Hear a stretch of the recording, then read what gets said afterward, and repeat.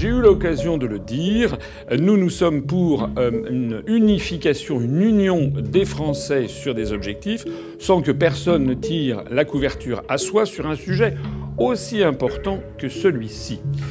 Je voudrais aussi souligner, parce que je sais que régulièrement, il y a des gens qui me disent « il faut faire une manifestation, il faut vous allier avec tel ou tel ». Je suis bien sûr d'accord pour les alliances, mais toujours dans le cadre de la clarté et de la définition préalable des objectifs d'une manifestation. Sinon quoi? Eh bien sinon il se passe ce qui s'est passé malheureusement dans quelques manifestations à Paris, mais aussi en province, dans quelques manifestations où il y a eu des dérapages.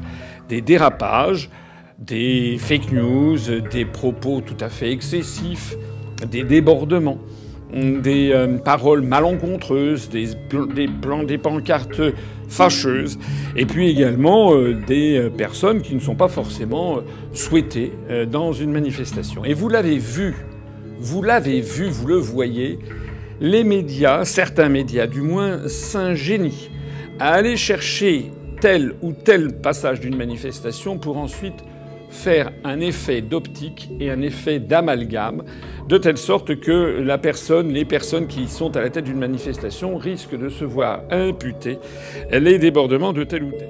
Je n'étais pas à cette manifestation, dit-il en parlant de celle de Florian Philippot. J'étais fort loin, à Lille, avance l'énarque. Pour un rassemblement, lui aussi contre les nouvelles mesures sanitaires de l'exécutif qui, selon lui, s'est fait dans une ambiance très bon enfant. Une façon de démontrer qu'il se tient à l'écart des dérives aperçues samedi dernier à Paris. Comme ces étoiles jaunes arborées par certains manifestants, ou cet appel à envahir les permanences des parlementaires. Le leader de l'UPR juge ainsi qu'il est scandaleux de faire des comparaisons entre la Shoah et les nouvelles mesures sanitaires. Ça, c'est Philippot, c'est pour cela que je ne veux pas faire alliance avec lui, ajoute-t-il. Alors que la France est en proie à des dérives totalitaires et d'apartheid, impulsées par un gouvernement qui cherche à établir des lois pour vacciner et non vacciner, avec possibilité de bracelets électroniques pour ces derniers, François Asselineau, président de l'UPR, trouve le temps d'attaquer Martine Warner et Florian Philippot en réduisant ce dernier aux comparaisons que certains manifestants firent entre la Shoah et les mesures dites sanitaires. Florian Philippot serait-il responsable des faits et gestes de centaines de milliers de Français en colère? Monsieur Asselineau est-il sérieux? Cette attaque odieuse de la part du président de l'UPR, même les médias les plus soumis à la Macronie comme BFM, ne l'ont pas osé. Ces calculs de politique politicienne le font clairement hurler avec les loups. Croit-il que les Français assaillis par ce gouvernement attendent cela de lui? Jalousie quand tu nous tiens. Et au sujet de la courageuse députée Martine Warner qui a appelé à envahir les permanences des parlementaires, celle-ci est aussi critiquée par le président de l'UPR qui, à l'instar des médias dominants, semble interpréter cela comme un appel à la violence.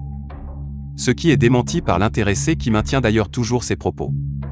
Il serait temps que François Asselineau sorte un peu plus de sa tour d'ivoire UPR, car ça commence à se voir. Nous sommes en guerre.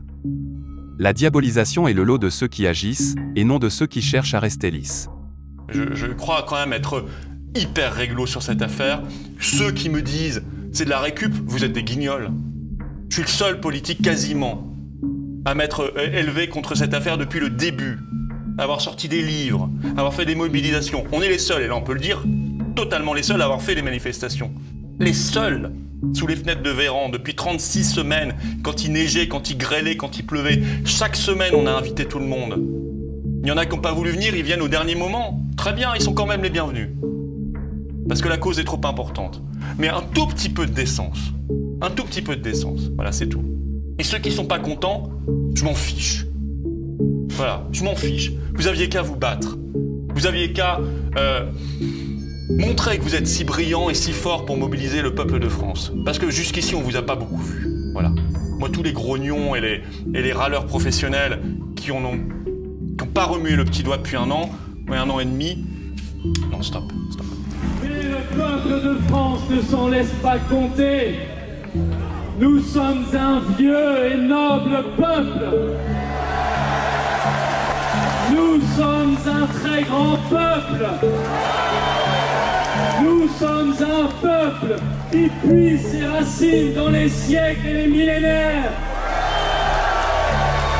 Et nous allons lui montrer qu'unis, les Français sont invincibles.